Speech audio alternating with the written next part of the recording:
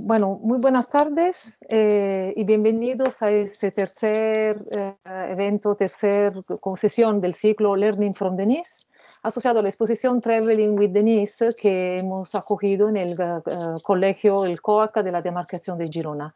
La exposición ya ha cerrado su ciclo en Girona, pero está itinerando en otras demarcaciones y por lo tanto, siguiendo la agenda del COAC, es posible ir a verla.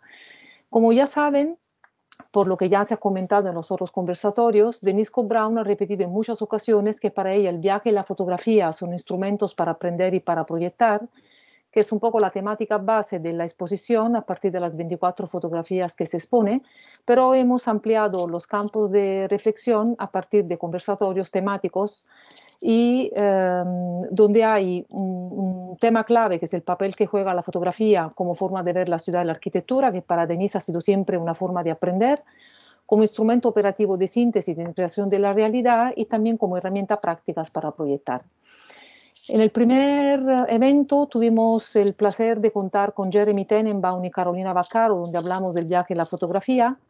En la segunda tuvimos la posibilidad de hablar desde el enfoque de género, con una mirada cruzada entre Denise Brown, Lina Bobardi y Lili Reich, de la mano de Eva Álvarez y Carlos Gómez, Carla Solinger y Laura Martínez Guereño.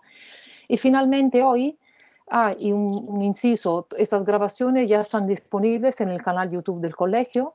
Y finalmente hoy tenemos el placer de tener aquí con nosotros a la arquitecta Lina Toro y al arquitecto Miguel Mayorga, ambos doctores, para hablar de un tema que también es muy relevante en la trayectoria de los intereses de Denise Brown, que es el tema de la pedagogía en sentido amplio, que abordaremos por un lado desde el enfoque más de enseñanza, ¿no? Y desde la pedagogía, sobre todo enfocado en el Learning from Las Vegas, o desde la mirada que nos planteará Lina Toro, y por otro lado, desde los proyectos de campus que nos explicará un poco Miguel Mayorga, y recordando que Denise Brown desarrolló junto con Venturi más de 60 proyectos de campus universitarios en los Estados Unidos y por lo tanto tiene una producción muy prolífica como para poder crear una línea de trabajo en este sentido.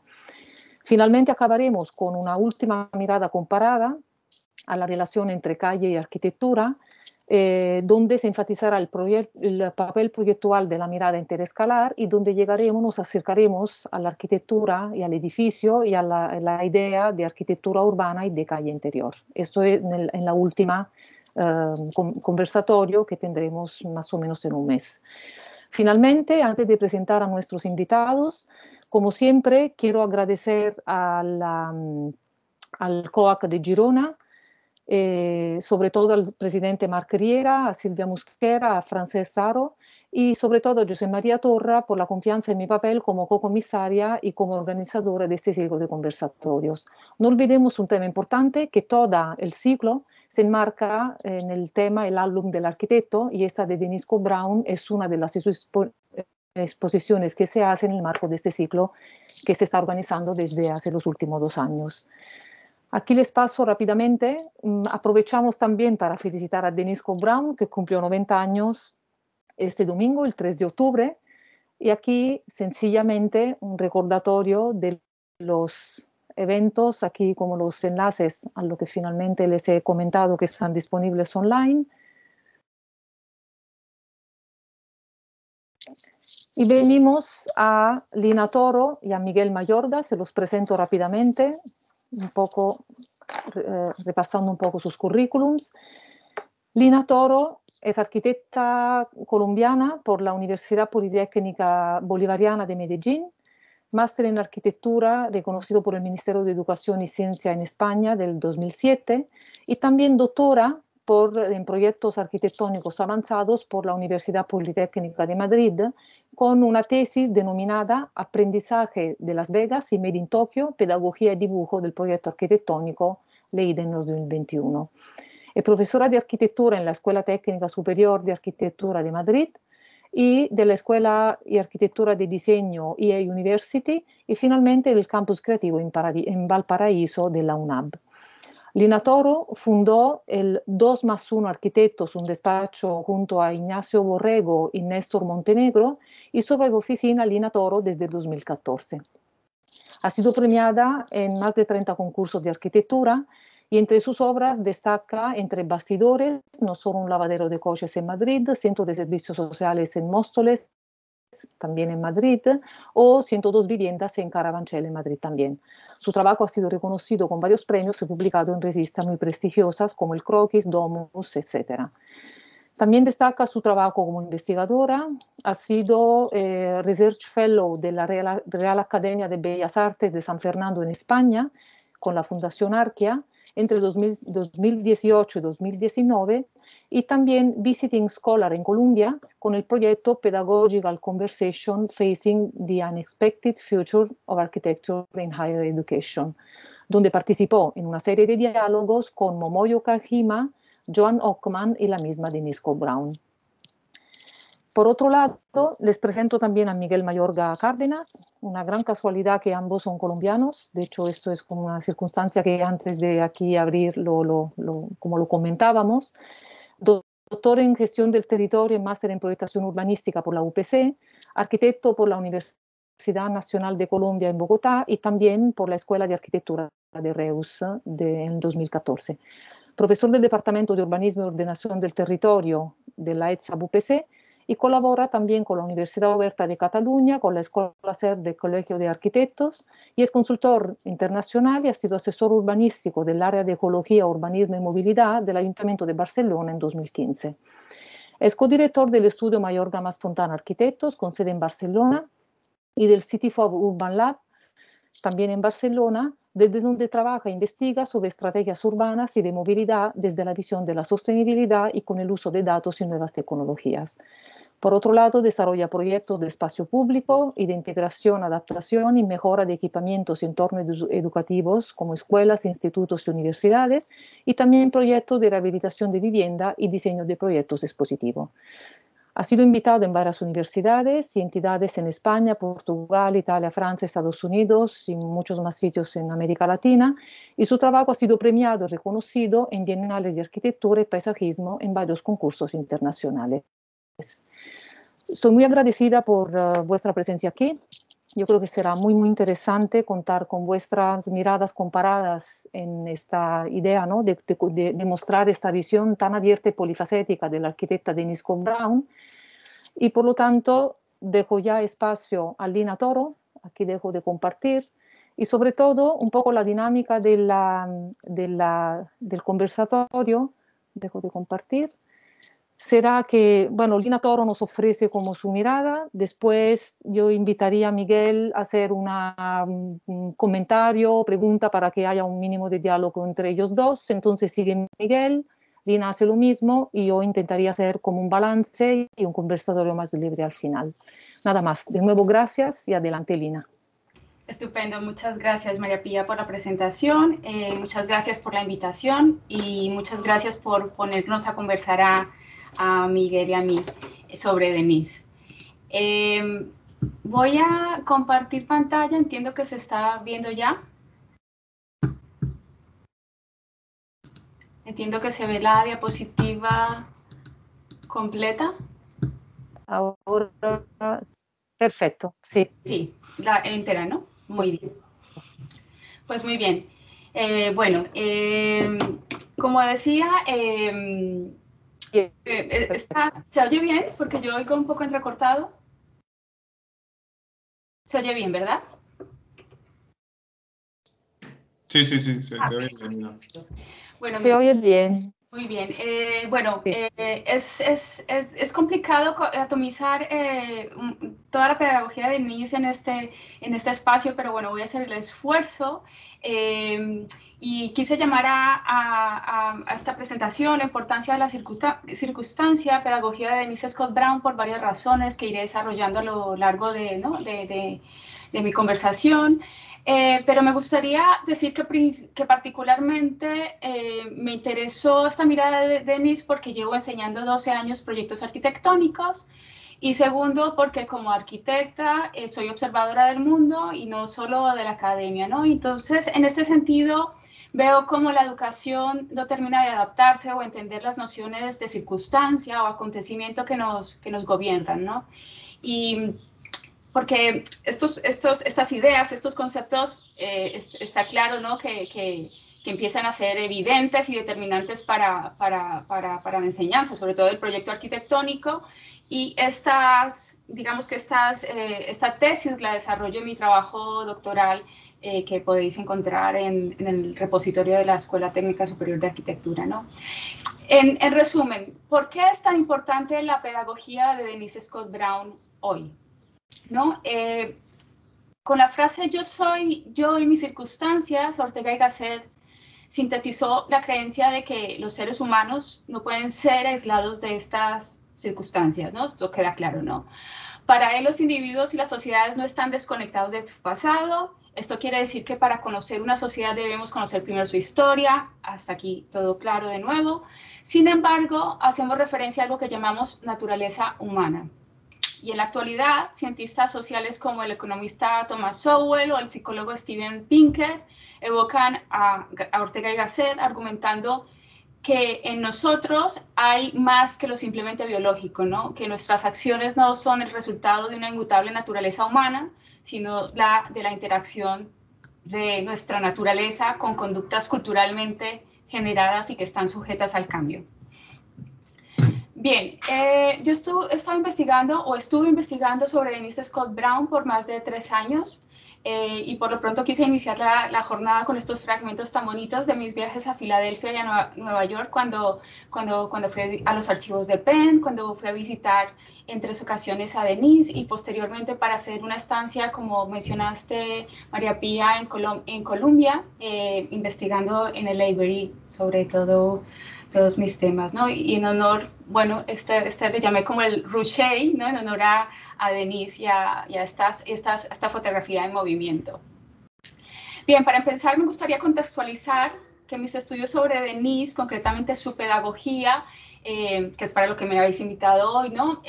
Existe dentro de este marco general que es mi investigación, Learning from Las Vegas y Made in Tokyo, pedagogía y dibujo del proyecto arquitectónico, y que básicamente indaga en el recorrido de la creación del conocimiento pedagógico en arquitectura, es decir, aquel que se aprende para enseñar a hacer proyectos. En otras palabras, cómo sucede el trasvase de dicho conocimiento desde que aparece la intuición, que genera unos contenidos, de cómo estos contenidos fijan criterios que permiten desarrollar metodologías de proyecto, y finalmente cómo estas metodologías se sustentan en lenguajes de gran calado. Y este hecho es crucial, ya que la enseñanza de la arquitectura siempre ha estado vinculada a la representación, dado que nuestros alumnos y alumnas diseñan un proyecto que se termina dibujando. Ya he dicho que la investigación de Denise se valida hoy, ¿no? Que es bien efectiva hoy porque precisamente ella abraza el acontecimiento como noción o concepto filosófico fundamental de todo lo que hace, ¿no? Entendamos el acontecimiento como una singularidad, que tiene una singularidad, ¿no? Y es que tiene esa capacidad de reconfigurar el presente, de delegar un futuro impensable sin él, que también tiene la capacidad de redimensionar y articular el pasado que nos antecede para que pueda explicarse, por ejemplo, una guerra, un desastre natural, una pandemia como la que estamos viviendo ahora, una sonata, un libro, en fin. Digamos que todos estos eventos actúan como mecanismos espontáneos para comprender la realidad. A mi modo de ver, la situación de realizar proyectos de arquitectura en entornos de crisis, al mismo tiempo que se desea, digamos, mantener un alto nivel de ambición proyectual e intelectual, resulta una labor difícil de conciliar dentro de una realidad que se moldea continuamente fuera del entorno académico, ¿no? Entonces, en este sentido, la práctica, la enseñanza y la investigación, cosas que Denise ha hecho, ¿no? En paralelo, se alejan poco a poco de las contingencias del propio edificio por muchas razones, porque ya no deberíamos construir tanto o lo que sea, pero es así, ¿no? Sin embargo, existe este modelo de arquitecto como Denise, ¿no? Que tiene esta triple vocación o múltiple vocación, que está comprometido, ¿no? Con estas nuevas estrategias de realización, combinando práctica paralelamente con la docencia, la investigación y la publicación, y esto produce un discurso transgresor capaz de conciliar con las fuerzas externas que rigen y determinan nuestra disciplina dentro y fuera de la academia, ¿no? Por tanto, la pedagogía del proyecto arquitectónico es deudora no solo de su figura, la figura del arquitecto múltiple, en este caso vamos a hablar de Denis, sino de los libros que éste produce. Y sospechosamente estos libros se producen o son concebidos en contextos de crisis. Entendamos que este tipo de profesor entrena y elabora una metodología intelectual de proyecto con sus alumnos y que sus libros fundan sistemáticamente una teoría de proyecto que se utiliza a su vez para enseñar. Bueno, como todos sabemos, Learning from Las Vegas, 1972, fue el caballo de Troya de su tiempo. Dividió la academia occidental en medio de un contexto convulso, en plena crisis del 68, y aunque casi todas las universidades del globo son deudoras de los procedimientos de este taller de proyectos hecho libro, pocos saben que nace de la insurrección académica de Denise Scott Brown, traspasando una pedagogía ilegítima desde Penn Planning Department hacia los talleres de proyectos. Bien, y como apunta el filósofo esloveno Slavoj Žižek en su libro Event, un acontecimiento no es algo que ocurre en el mundo, sino un cambio de planteamiento a través del cual percibimos el mundo y nos relacionamos con él. Yo creo que esto es hermoso porque en ese sentido, digamos que la pedagogía de Denis inicia con esta frase, ¿no? Si esta ponencia fuera un dibujo ahora mismo, los libros que presento, ¿no? Representarían un centro bien definido, porque cada uno de ellos, ahora vamos a hablar de Learning from Las Vegas, ¿no? Desvela un contexto muy concreto, global y local. Digamos que son como anillos concéntricos que definen personajes, épocas, orígenes, historia, influencias que motivan a su gestación, ¿no? Así que como arquitecta, ¿no? También espero que de múltiple vocación, ¿no? Porque practico, investigo y enseño, pensé que si el objetivo era plantear un espacio pedagógico actualizado, es decir, hoy a 2021, sería necesario hacer el ejercicio inverso, ¿no? Tendríamos que observar el mundo, entender los anillos concéntricos que definen nuestro contexto, con el fin de vislumbrar ese centro, es decir, ese futuro libro que aún no existe. En este sentido, podemos decir algo importante, y es que esta conclusión llega de mirar Learning from Las Vegas, es decir, de mirar a Denise Scott Brown, y eso quiere decir que este libro, producido básicamente por los principios de Denise, nos invita a avanzar, pero sobre todo a anticipar. Entonces, en ese sentido, pues me parece un acontecimiento realmente efectivo. Bien, quiero contar una cosa bien bonita que sucede en la investigación. La última biografía de Susan Sontag, que es una escritora norteamericana que admiro profundamente, la escribió Benjamin Moser, ¿no? Y él tardó 7 años en escribirla. Sin embargo, en un reciente Zoom le preguntaron a Moser, que fue Pulitzer, además de biografía, cómo elegía sus biografiadas, porque él también había escrito sobre Clarice Lispector. Y Moser respondió algo muy bonito, ¿no? Que dijo que la elección nacía de un acto inexplicable de 3 segundos, de un momento que es menos de un momento. También cuenta que estos enlaces o estos matrimonios también pueden llevarte como a la perdición, ¿no? Pero inician de esta manera romántica, ¿no? Entonces, en ese sentido, a Scott Brown le pasó algo similar con Las Vegas. La primera vez que Denise ve el strip fue de día. Sí, ella lo dice, sentí un escalofrío y luego pensó en la Acrópolis de Atenas. ¿Era odio o amor? Ella no lo supo y tampoco le importó, pero se dijo, Denise, esto es clave y será muy importante para ti. Es decir, ese breve momento donde algo colisiona en la cabeza de Denise, esa interacción previa entre la mente y el mundo, ese suave roce entre lo comprendido y lo aún no comprendido, entre lo observado y lo aún no observado, podría definirse como intuición, en palabras de Jorge Wagensberg. Pero en realidad, el momento, digamos, con Moser, ¿no? Surge cuando leo un par de entrevistas rápidas sobre Denise Scott Brown, donde se menciona pues, lo que ya hoy en día, afortunadamente, todos sabemos más, ¿no? Su condición de exiliada sudafricana, en Sudáfrica, su ida de Johannesburgo a Londres debido al apartheid, y otra en la que dice haber tenido una visión africana sobre Las Vegas. Entonces, a mí esta rareza me hace iniciar una tesis con todo el interés y curiosidad del mundo de cómo una persona que ha habitado un paisaje africano luego lo descubre en otra ciudad que es totalmente, ¿no? Donde sucede un fenómeno cultural y urbano muy diferente, ¿no? Entonces, aquí también hago este alto porque creo que es bien interesante, incluso tiene que ver mucho con Denise y me alegra haber como coincidido con ella en ese sentido. El primer año que yo empiezo con esta investigación sobre Learning from Las Vegas, me dedico a lecturas fuera de la arquitectura, ¿no? Sobre educación, filosofía y ciencia, porque mi tesis pretendía ser un vehículo para enseñanza y digamos que estas lecturas fueron las que lograron elaborar un pensamiento estratégico. Y en ese sentido, el autor más influyente fue el profesor físico y filósofo Jorge Wagensberg. Y lo digo porque en mi primera entrevista con Denise, digamos que consumimos casi la primera entrevista en hablar de Russell Lakoff, que era también filósofo, bueno, era arquitecto, pero era también, digamos, el padre de la resolución de problemas, ¿no? Y toma de decisiones. Y fue súper importante para ella. Entonces, digamos que el último libro de Wagensberg para mí, antes de su muerte en 2018, La teoría de la creatividad, habilitó esta manera de pensar y estructurar ese trabajo.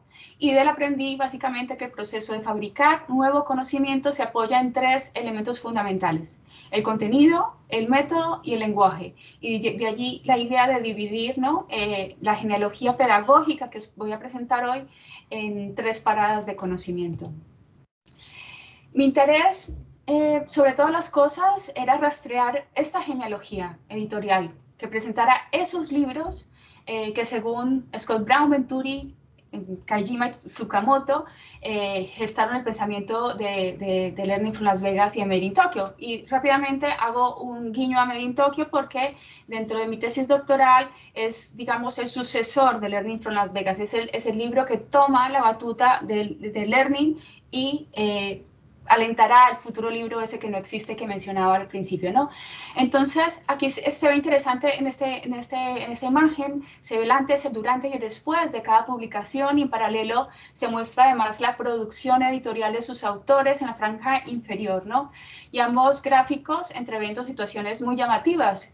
Y uno es que tras la publicación de Learning from Las Vegas, concretamente en el año 2001, el pico de ediciones que retoma sus ideas se dispara, contemplando, como acabo de decir, al heredero a Made in Tokyo, pero también a los libros académicos realizados por Rem Koolhaas para The Harvard Project of the City. Y digamos que es Koolhaas quien revive la pedagogía de Nisi y de Venturi. Y segundo, que Made in Tokyo, ¿no? Que es ese heredero, ha provocado un impacto de publicaciones muy pronunciado en sus últimos 10 años, influyendo sobre todo la producción académica, o sea, lo que se está haciendo ahora en las escuelas, ¿no? Y esto es interesante porque este libro, aunque es heredero, como he dicho, de Learning from Las Vegas, abre una nueva vía que todavía no es muy conocida, pero digamos que es mitad heredero de un libro llamado Modernology de Wajiro Kon, que podemos hablar de él en un futuro, en una próxima exposición. Bien. Solo por cerrar este apartado, yo decido confrontar estas ideas sobre educación junto a John Ockman, ya que ella es una de las mayores pensadoras y educadoras de arquitectura y digamos que su conversación fue de extrema utilidad, ¿no? Tanto que esta conversación ocurre casi como un prólogo para iniciar mi investigación. Bueno. Para concluir esta hoja de ruta, ¿no? Que se inicia con mis ruchés, ¿no? Las fotos estas animadas camino a Filadelfia. Cuando llego a Filadelfia es importante, porque primero estuve en Filadelfia y luego tengo toda la información y llego de nuevo a Madrid y fue muy importante hacer este dibujo, ¿no? Y porque está construido a través de la detección de esas circunstancias particulares y de los libros de sus autores, ¿no? Y entonces, en este sentido, este dibujo, digamos que descubrió el guión y una estructura dentro de mi proyecto intelectual donde Denise Scott Brown es protagonista. Es decir, el acto de dibujar desvela, al igual que sucede en Learning from Las Vegas, los puntos de inflexión de cada libro dentro de mi genealogía, posicionando su importancia dentro de la cronología compartida.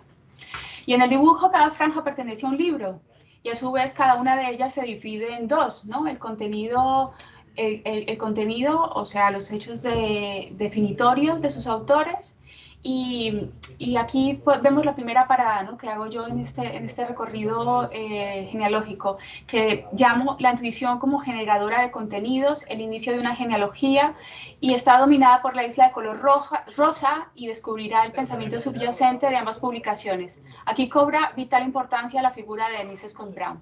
Y una segunda parada que habla sobre la ilegitimidad y la intrusión como método, dos posturas pedagógicas sobre el ordinario que están contenidos en la Isla Verde, y que describirá las posturas de Learning From, en la cual nos centraremos hoy, y por supuesto la postura Merin, que no comentaré hoy, pero que me encantaría comentar en el futuro. En definitiva, este apartado narra la historia pedagógica de estas publicaciones. La última parada es la transmisibilidad y la utilidad y universalidad del lenguaje, el impacto y la efectividad que ha tenido Learning From Las Vegas y Made in Tokyo, es decir, del fotoensayo exótico a la guía local, y que se expone en esta isla de color amarillo, y que define el impacto de ambas publicaciones dentro del ámbito educativo actual, es decir, el impacto que ha tenido Learning From Las Vegas a día de hoy. Y bien, me gustaría comentar una situación, pero la voy a pasar muy rápido porque ya llevamos 15 minutos, y digamos que intenté situar las vidas paralelas de Denise Scott Brown, Venturi, Kajima y Tsukamoto, un poco con mis propias circunstancias. Como ya lo mencionaba María Pía, soy colombiana, y bueno, ella leyó mi recorrido, pero yo creo que eso era importante para darme cuenta que había como una especie digamos, de afinidad casi que cronológica con estos libros, y bueno, esto es interesante a la hora de hacer un proyecto de investigación, porque muchas veces la gente investiga y no sabe por qué investiga, ¿no? Y yo creo que es muy importante también para poder entender un poco uno en qué circunstancias y por qué investiga lo que está haciendo, ¿no? Uno, ¿para qué hace lo que hace, no? Esto tan sencillo. En fin, con estos antecedentes, así esbozado rápidamente, alimenté entonces vigorosamente la sospecha de que efectivamente parece existir un medio académico que se nutre en ciertos momentos de la historia de la aparición de estas piezas editadas increíblemente avanzadas que cambian radicalmente las cosas. Una evidencia que sin duda valía la pena ser analizada, pues seguro, y ahora más que nunca, ¿no? Nos ayudará a crear nuevos instrumentos para seguir enseñando. Sabemos que estamos habitando un contexto radical, somos herederos de un planeta agotado, en desequilibrio, que se manifiesta, entre otras cosas, en forma de virus letal. Y creo que como educadores y profesionales, y que desde nuestra propia disciplina, seguro que podemos aportar algo. Y en ese sentido, el legado de Denise es incalculable, porque, entre otras cosas, pienso que el servicio más grande que hace un arquitecto a la sociedad es pensar. Bien, no me extenderé en cada apartado, pero sí contaré momentos clave de cómo se desarrolla la genealogía pedagógica basada en estos libros escritos por arquitectos de múltiple vocación. Ya he comentado que todo lo inicia Denise en esta genealogía, porque reconoce sus intuiciones que activan sucesivos experimentos escritos, simulacros, hasta que da paso al determinante Learning From Las Vegas Studio. Denise inventa y rompe con una tradición, esto hay que tenerlo claro. Ella lo que hace es ubicar el learning como el primer instrumento de enseñanza que compromete radicalmente la hegemonía académica heredada de Harvard. Bueno, y para sustentarlo desarrollo la noción de mirada distanciada, que podéis encontrar en un paper que tengo escrito y que se puede encontrar en internet, y que puede ejercitarse por descontextualización, por transferencia, desobediencia y por anticonvencionalismo. Pero permítanme narrar rápidamente algunos hechos determinantes para el futuro learning, aunque seguro que Carolina Vaccaro y Jeremy ya han contado algunas de estas cosas en las charlas anteriores, pero creo que siempre es bueno recapitular un poco para refrescar y amalgamar, ¿no?, a este ciclo que está llegando a su etapa casi que final, ¿no? Denise nace en Zambia, aunque proviene de una familia judía de Letonia. Sus abuelos vivieron en chozas de barro, cazaron, cocinaron con fuego a cielo abierto y dominaron el idioma Ndebele del Sur. Su madre, Phyllis Hepker, estudió arquitectura, compartió amistad con jóvenes arquitectos rebeldes discípulos de Le Corbusier, entre ellos Norman Hanson, quien diseña su casa en Johannesburgo en el 36. Su madre la entrena, es ella, su madre, la que la entrena en la observación activa, llevando siempre un lápiz y una cámara de fotos bajo el brazo. Luego, en el 36, sucede un acontecimiento bonito, que es la celebración del jubileo de Johannesburgo, que desata en Denise un flechazo estético por el neón. En el 42, su profesora de arte, Rosa van Helderen, le pide dibujar tarjetas de Navidad. En Sudáfrica no había nieve, así que le dice a Denise que mire por la ventana espetando. No puedes ser creativa a menos que dibujes lo que tienes alrededor de ti. Es decir, la juxtaposición cultural entre blancos, africanos, expatriados, locales, judíos, migrantes rurales, desenmascara y descontextualiza los significados en Denise, ¿no? Así nace su interés por la fricción, por el solape, por la mezcla, habitando un país heterogéneo, donde todo el contraste evidenciaba la convergencia entre la divergencia, lo similar entre lo diferente y lo común entre lo diverso, ¿no?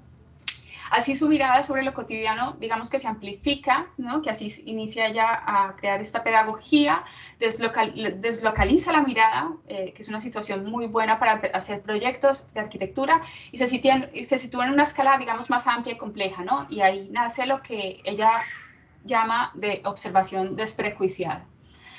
En la diapositiva vemos una botella de Coca-Cola decorada con cuentas africanas y pinturas de cuchillas de afeitar Gillette decorando la entrada de una villa Mapoche, que además imitan, ¿no? Como las entradas de las viviendas suburbanas de Johannesburgo. Y por cierto, Denise señala esta escena de la villa Mapoche como el primer strip comercial donde los nativos venden sus artesanías a los turistas. Bien, en esta última línea tenemos dos paisajes, el Surrey británico y el Veld o pradera sudafricana. Scott Brown contempla con indignación los juicios negativos de los expatriados sobre el paisaje africano y confiesa más tarde que este hecho le llevó a tener una visión africana sobre Las Vegas. Bien, pero aprender a mirar más allá también es una cuestión circunstancial, ¿no? En Johannesburgo, el racismo era algo asumido y ella lo dice, ¿no? Eso te hace ver o te ciega. Ella era de ascendencia inglesa, la ascendencia inglesa en Johannesburgo era la clase más alta, correspondía a la clase más alta, había refugiados nazis y Denise era judía, creció entre estos nazis y los africanos, ¿no?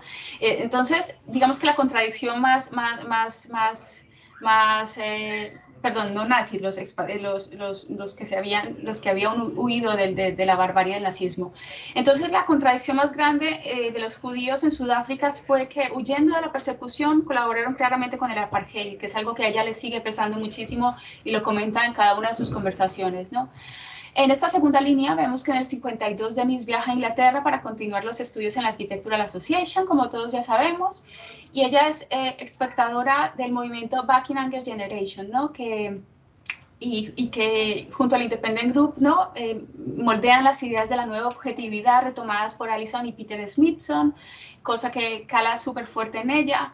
De hecho, es Peter Smithson quien le recomienda irse a UPenn en busca de Wiccan. En el 54, Venturi viaja a Italia becado por la Academia Americana y los padres de Denise viajan a Las Vegas y ella verá por primera vez el strip en la filmación que hacen sus padres. Venturi vive en Roma hasta el 56, el año en que Denise y su entonces marido, Robert Scott Brown, inician su viaje europeo de 2 años, haciendo una ruta manierista diseñada por Robin Middleton, estudiante de Nicholas Pevsner. Allí Denise activa 2 años de lecciones sobre clasicismo y manierismo recibidas en la Architectural Association por John Summerson y luego trabaja en Roma con el padre de Carolina, Giuseppe Vaccaro.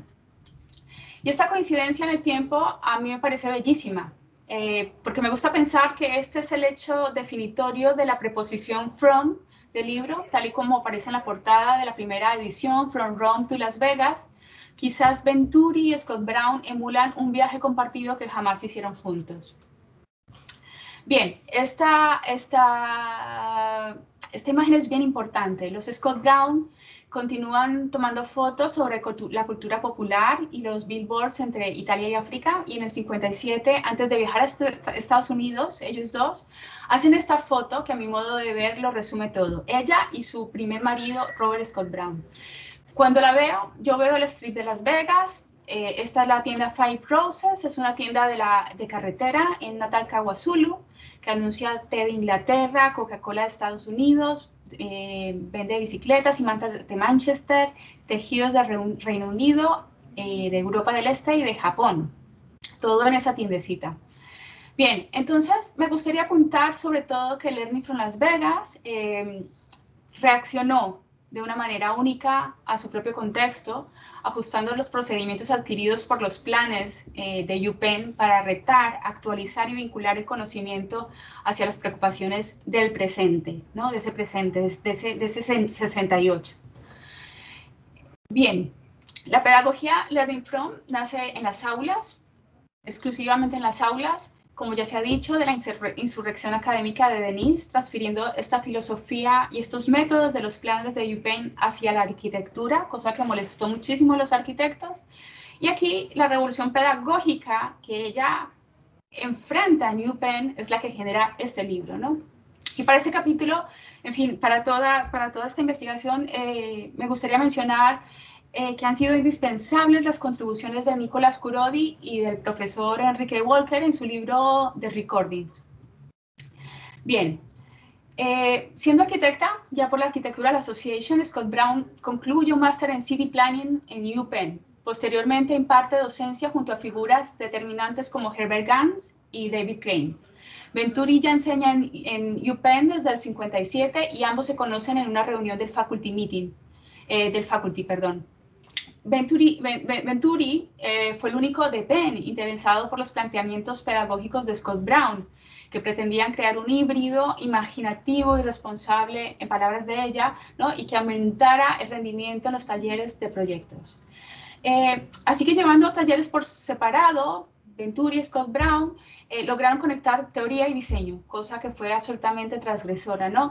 Inventaron los cursos de teorías en plural. De hecho, las conferencias elaboradas por Venturi sentaron la base de Complexity and Contradiction, o el sistema de puentes de Penn, que conectaba las necesidades particulares de cada proyecto con cada estudiante en estas conferencias teóricas.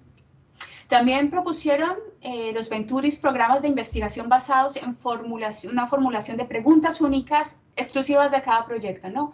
Utilizaron el método comparativo que desataba la imaginación analítica, en palabras de Denise, y por último, plantearon coartadas desestabilizadoras como la elección de un site o un lugar como Las Vegas, que en ese momento fue considerado de lo más frívolo y de lo más escandaloso que podía suceder, ¿no?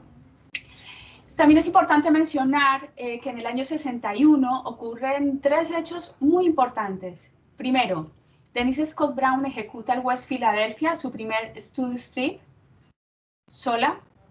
2, que ocurre el famoso debate curricular del 61, donde los planners discutían cómo dirigir los talleres de proyectos, que era una conversación que no se estaba dando dentro de la Facultad de Arquitectura en UPenn, y de la cual, de esa conversación, Denise es parte. De hecho, yo tengo un dossier maravilloso con todas las intervenciones de todos los profesores. La lástima es que se perdió la intervención de David Crane. Y 3, que Denise escribe The Meaningful City, que es uno de los puntos de partida de Learning from Las Vegas. El texto The Meaningful City surge como un seguimiento de The City Symbolic, que es un texto que escribió David Crane, ¿no? Quien había introducido el simbolismo en el cálculo urbano. Y esto es importante porque por primera vez se hablaba en una escuela de los incuantificables, ¿no? Que tanto determinan los patrones de comportamiento en las personas y la forma que tienen de utilizar el espacio. Por cierto, que esta es la misma noción que están trabajando ahora los japoneses, especialmente Atelier Bauwau, en sus estudios sobre el comportamiento, ¿no? Sobre el behavior. Bien, en el 64, Denise deja Penn, enseña en Berkeley, en el 65 en UCLA, y digamos que este es el año de su primera visita a Las Vegas, ¿no? De hecho, en Santa Mónica, ella realiza el estudio Determinants of Urban Form en Muscle Beach, ¿no? Que es en realidad un simulacro calibrado de Learning from Las Vegas Studio, pues Denise invitó a expertos de diversos campos para producir de manera colaborativa y también, esto es interesante, lo que descubrí en los archivos de UPenn, cómo es ella la que intenta publicar estos resultados del curso en un libro sin ningún éxito, ¿no? De hecho, el ejercicio de Determinants of Urban Form investigó las fuerzas, ¿no? Lo que llama Denise las fuerzas urbanas que habilitan la forma arquitectónica. Y esto es clave, porque los planes de UPenn desdeñaban las prácticas exclusivamente formales de los edificios que planteaban los arquitectos, de la guerra conocida, ¿no? Y esto queda patente en los enunciados FFF, que redacta todos Denise, Form, Forces, Function, que ella bautizó irónicamente en oposición al dictamen moderno Forms Follow Function.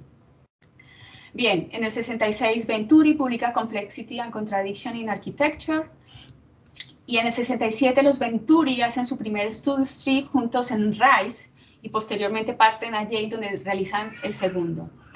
Scott Brown visita el Pato de Long Island y escribe On Ducks and Decoration y pide a Venturi que lo firmen juntos siguiendo la convención. Ella primero y luego él, porque como comenta Denise en el libro Los Recordings del profesor Enrique Walker, la gente pensaba que todo era idea de Bob. En el 68, junto a Isenur, exalumno de Penn, 3 estudiantes de Yale, 9 de arquitectura, 2 de urbanismo, 2 de dibujo, Scott Brown parte hacia Las Vegas. Venturi se uniría a ellos unos días después, y lo que sucede allí, pues ya todos más o menos lo conocemos, ¿no? En el 69, Denise escribe On Pop Art, Permissiveness and Planning, y en el 71, Learning from Pop, 2 artículos que también fueron determinantes para el posterior libro. Y en la primavera del 70 sucede algo inesperado. Durante la final review de su segundo estudio o taller de proyectos en Yale, Remedial Housing for Architects o Learning from Levittown, los Venturi sufren bullying, ¿no? Se burlan de ellos, ¿no?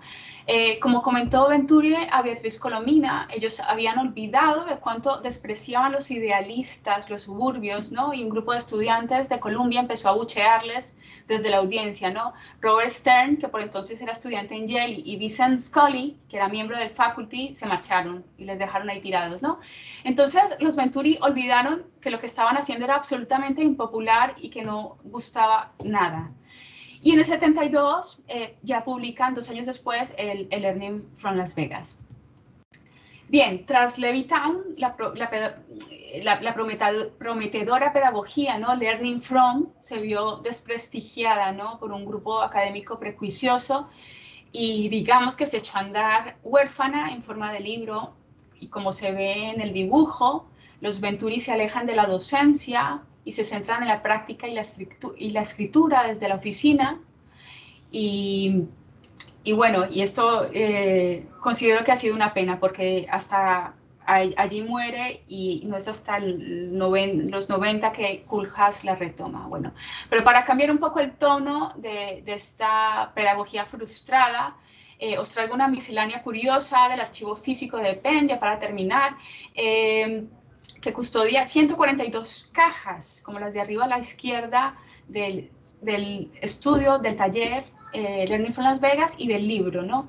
Y aquí vemos algunas notas manuscritas de Denise que reclaman experimentar con nuevas técnicas, ¿no? Como mencionabas, María Pía, de fotografía, ¿no? Las técnicas que introducía Ed Ruchey también, ¿no? Y hacía una representación más analítica. También vemos periódicos de la época registrando el famoso viaje de Yale, que la historia es absolutamente espectacular porque lo registraron todos los periódicos de la época.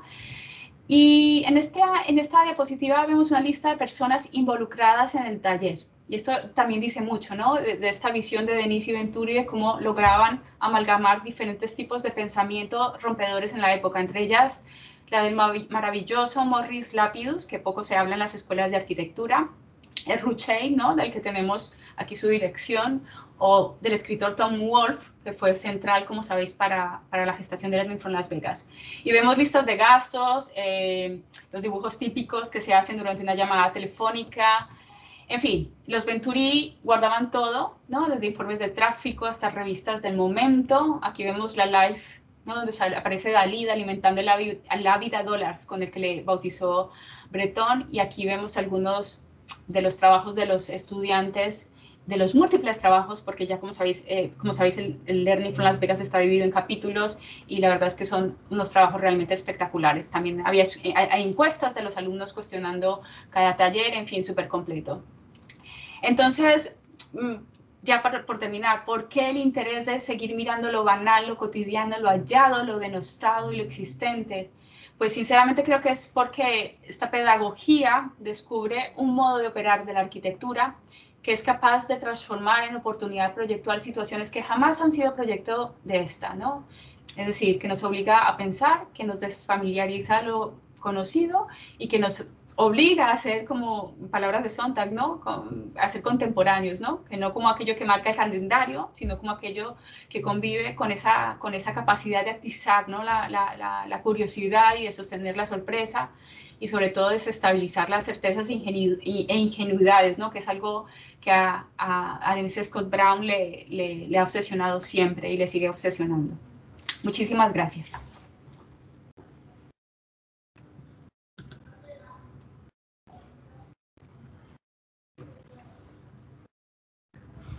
Bueno, muy bien. Gracias, Lina.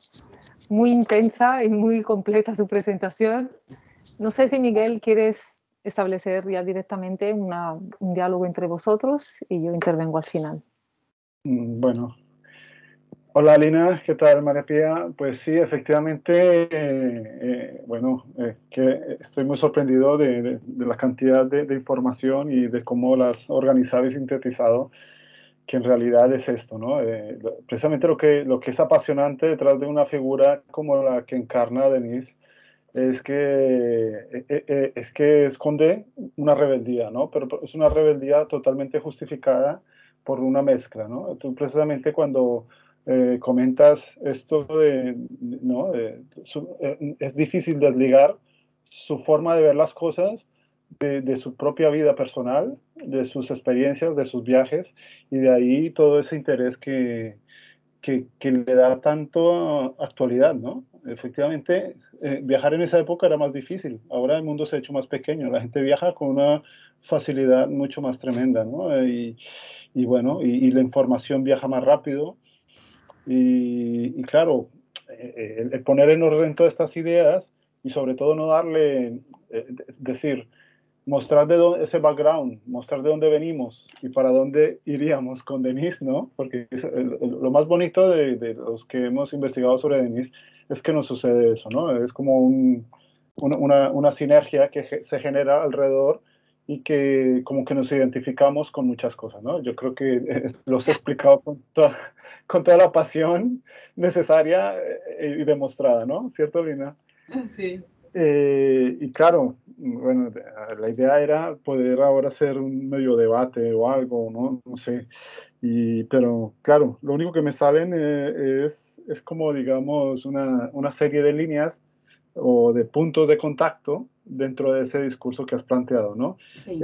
Cómo la vida se cruza con lo profesional y lo profesional con formas también pedagógicas, ¿no? Que es lo que tú has querido explicar y justificar, ¿no? Porque eso es lo más complicado, ¿no? Muchas veces, y que además Denise con la edad que tiene sorprende, porque cuando ella misma habla, hace un relato donde te cuenta toda su vida, ¿no? Es decir, y casi no se deja nadie por el camino. Es brutal, ¿no? Yo creo que es una de las personas más generosas que he conocido en términos de que nos aporta toda una trazabilidad que es una enseñanza, ¿no? Y claro, nosotros no podemos vivir la vida de ella, pero sí podemos enterarnos de todo lo que ha vivido para sacar lecciones. Y precisamente ahí es donde tiene mucha cabida el concepto de learning from, ¿no? Ahora estamos learning from Denise, ¿no? Estamos en ese momento. Me gustaron muchos conceptos y cómo los justificaste, ¿no? O sea, porque hay una lógica pedagógica, pues porque hay muchas cosas detrás que están en lo personal, que están en la mirada, que están en la complejidad, que están en la propia inquietud, ¿no? Y la curiosidad que se suma en torno a ella. Y bueno, a mí me parece estupendo esta parte de las intuiciones, de las circunstancias, de las hipótesis. Me gustaron tres cosas que dijiste, ¿no? El tema de la insurrección y de la anticipación, ¿no? Que son cosas como muy actuales, ¿no? O sea, le podríamos cambiar las palabras y podrías hablar de resiliencia a la anticipación, o sea, de entender qué nos va a pasar de aquí a mañana, en las condiciones que estamos, y de insurrección, de no dejar que los procesos en la ciudad sean lo que es la tendencia, ¿no? Porque a veces aceptamos la tendencia como lo que tiene que pasar, ¿no? Sí, sí. Y entonces tú hiciste ese énfasis precisamente en esos momentos de ruptura, sí. ¿no? Yo creo que es muy interesante, a mí me ha parecido muy interesante tu explicación y la comparto plenamente y estoy muy agradecido por haberla mostrado tan evidente. Y claro, ¿en qué momento hablamos de pedagogía aquí? Porque todo es pedagógico, ¿no? El tema, cuando ella habla de la fotografía, de su aproximación, de su curiosidad, de eso de detectar la mezcla, ¿no? ¿Será que lo híbrido yo estudié un año de biología, ¿no? Y me gusta mucho decirlo porque aprendí muchas cosas que a veces en urbanismo pueden servir, ¿no? Entonces, la hibridación, ¿no? La mezcla de cosas hace que haya esa diversidad biológica, ¿no? Capacidad de adaptarse a muchas cosas. Y ella ha demostrado de alguna manera esa adaptación a muchas cosas. Y no solo nos da una historia de background, sino nos da herramientas pedagógicas hacia futuro. No sé, tú, dentro de las actividades que has desarrollado a nivel pedagógico, ¿has aplicado este tipo de teorías que... Todo el tiempo.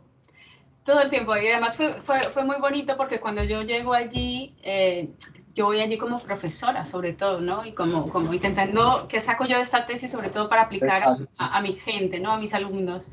Y fue muy bonito, por ejemplo, cuando me voy al debate curricular del 61 y empiezo a leer, porque es una cosa, si tú has visto a Denise, ya verás que tú llegas allí y te pone a leer como loco, ¿no? Ya has leído un montón para ir a verla, pero te pone a leer. Entonces me puso a leer un montón de documentos, entre ellos el debate curricular, y sus sus intervenciones eran bellísimas. Por ejemplo, esto que decía con respecto a las preguntas, ¿no? Que el primer año estaba para plantear preguntas, el segundo para tantearlas y el último para responderlas. Y en realidad las preguntas no han sido súper importantes para ella, porque si tú ves el esfuerzo que hacía ella, por ejemplo, en Penn, cuando se transfiere a los métodos de los planes a arquitectura, ella, digamos que vuelve locos en el buen sentido a sus estudiantes, porque ella salta de las conferencias teóricas y se va al estudio, a los talleres, con cada alumno, con cada proyecto, se lo aprende y dice, bueno, ahora te voy a hacer como preguntas individuales para tu proyecto que tienen que ver con este taller, con estas conferencias teóricas, y tienes que responderlas, por lo menos 3, ¿no? Entonces, siempre hay esa idea que a mí me interesa muchísimo de cómo se hace el trasvase de ese supuesto research o investigación, que yo creo que el Learning lo plantea muy bien, porque digamos que es un libro que es tan obsesivo y tiene tanta toma de datos y es tan exhaustivo, porque son 100 y pico cajas, 143 cajas de mucho trabajo muy intenso. De hecho, los estudiantes se quedan un curso, las navidades de ese curso, a seguir trabajando en el proyecto porque quisieron, ¿no? Entonces, lo difícil es, en los talleres de arquitectura, es hacer que los estudiantes trasvasen todos esos datos, todo eso que van encontrando, y lo conviertan en proyecto. El Learning from Las Vegas quizás se queda cojo, digo yo, pero es obvio, no tenían tiempo, ¿no? Se queda cojo porque no hay una propuesta de proyecto, pero creo que hizo algo mucho más importante, y es cómo hacer de toda esa información dibujos que fueran lo suficientemente arquitectónicos para luego ser transferidos a cualquier proyecto arquitectónico, ¿no? Entonces, digamos que el learning lo que nos enseña es que cuando se redibuja un lugar, se tiene una mirada sobre un lugar, se plasman ese tipo de esquemas tan concretos, ¿no? Y tan maravillosos que tiene el learning, se trasladan las lecciones del Noli, ¿no? En un nuevo contexto, por ejemplo, pues eso es una acción que en sí está haciendo el proyecto, ya es parte del proyecto. O sea que el proyecto no aparece cuando empiezas a dibujar la línea de un edificio. El proyecto empieza cuando empieza a mirar el contexto y cuando empieza a redibujarse y empieza a hacer como, se empieza a crear ese trasvase, ¿no? Ese dibujo transferible a la arquitectura. Y hay un tema que es clave, que es el tema cultural, ¿no? Porque vemos, o sea, tú resaltabas también que ver la cultura del sitio, ¿no? Entonces, esa es otra capa que es muy sólida e importante para el proyecto, ¿no? Claro, y sorprende que muchas veces las pedagogías son mucho más esquemáticas, ¿no? Y abordan poco de pensamiento y de cultura, ¿no? O sea, cuando a veces, digamos, uno como profesor de proyectos debería tener 2, 3, 4 lecturas básicas del pensamiento, pasas a entender esas circunstancias que tú denominabas, ¿no? Y después a plantear unas hipótesis de transformación o de estrategia. Y efectivamente lo de Learning from Las Vegas es que, claro, no se le puede pedir más porque es que fue capaz de entender un proceso antes de que estuviera completo. O sea, incluyó muchas cosas que se estaban produciendo y que se han producido en el tiempo. Y cuando el mismo Koolhaas hace esa relectura de ella y de su trabajo, lo que está haciendo es confirmando lo que ella ya había predecido que había hecho. O sea, ese valor de la anticipación. Exacto. Que hablábamos antes, ¿no? Sí, yo pienso lo mismo, que el learning es una pieza tan avanzada precisamente por eso, porque anticipó, o sea, se adelantó de hecho, sigue siendo tan efectivo hoy, porque hasta hoy, ¿no? Bueno, digamos, para resumirlo un poco, ¿no? Y no hablar mucho, que queda todavía la mitad del acto, pero sí que está ese hecho crucial de que en realidad digamos, ese movimiento geográfico genera en Denise esa manera desprejuiciada de mirar las cosas y crea ese concepto de retención del juicio, de mira algo, déjalo ahí un momento, porque a lo mejor aparece una nueva mirada luego y a lo mejor es fea, pero a lo mejor lo feo tiene la razón. Y esto es muy interesante porque esto fue precisamente lo que chocó tanto en Estados Unidos. En Estados Unidos, Denise era una verdadera molestia para el círculo de arquitectos de Venturi, que además era como la joven promesa que ella llega a corromper y les enseña, le enseña a él, porque él era el único interesado en todo lo que ella contaba, ¿no? Sobre el Tinten y sobre todo lo que estaba sucediendo en la Architectural Association. Y de hecho es ella la que le introduce a un manierismo más profundo que él apenas tocó en la Academia Americana en Roma, ¿no? En el 56. Y ya... ¿Puedo seguir? Bueno, vamos a yo creo que podemos pasar a la segunda parte, porque esto ya veo que puede... Esto puede fluir ahora. ¿Empiezo a compartir entonces? ¿Sí? Sí, por favor.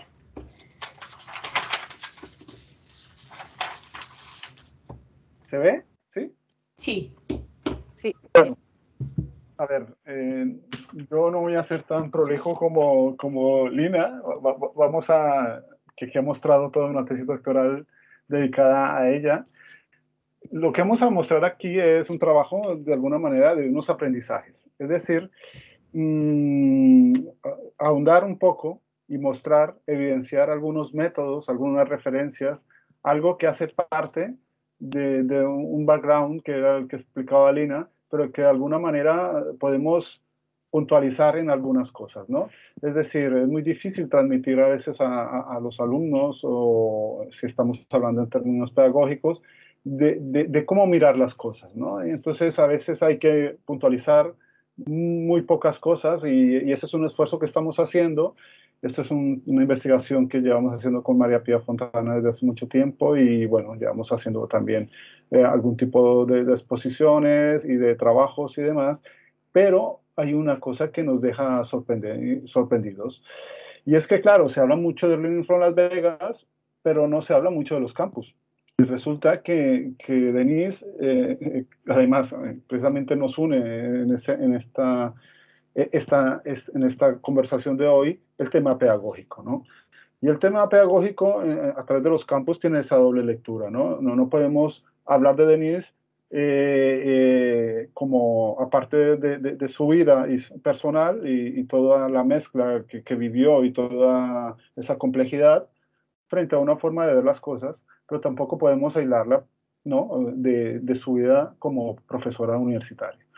Entonces, precisamente ahí es cuando entra un concepto importante, que es ver cómo ella afrontaba el tema de la relación entre campus y ciudad, que ustedes saben que precisamente ahora, después de que hemos pasado una pandemia y que la mitad o más de la mitad de las universidades se virtualizaron, ¿no?